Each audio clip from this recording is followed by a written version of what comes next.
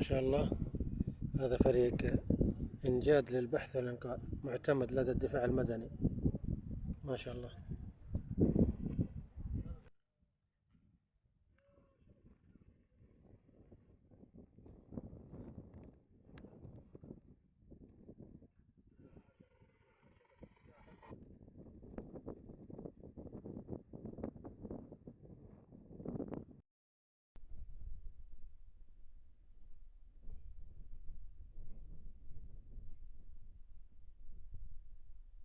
طبعا هذا فريق انجاد للبحث والانقاذ. البرنامج اليوم اول شيء نعرف الجدد المنضمين على الفريق بآلية العمل في الفريق انجاد القوي، كذلك التعارف مع بعض الفريق بين منطقة عسير كاملة ومنطقة جيزان.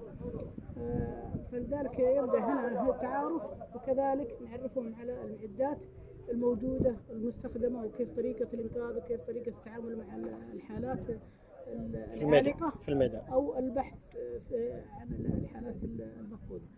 نعرفوا على الربطات، نعرفوا على الإسعافات الأولية، على أدوات الفريق، ومن يرغب ينضم حيا الموقع. طيب إنجاد فريق إنجاد 19,000 الآن. ما شاء الله. يعني تغير الرقم عن ايوه عن الاول، اول 18 نعم الان 19 ما شاء الله.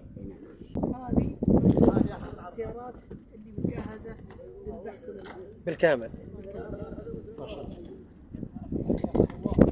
فريق إنجاد فريق مساند لجهود الدفاع المدني في عمليات البحث عن المفقودين ومساعدة العالقين والمضطرين، وهذه بعض الأدوات المستخدمة في مهام الفريق.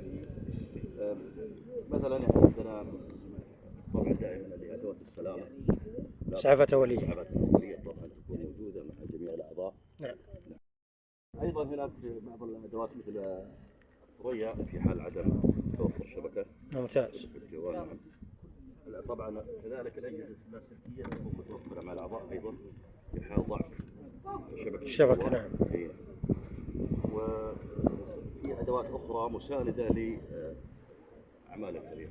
هذه كلها بجهود ذاتية من الفريق. جهود ذاتية من الأعضاء، وطبعا توفيق الله سبحانه يستخدمونها في البلاغات.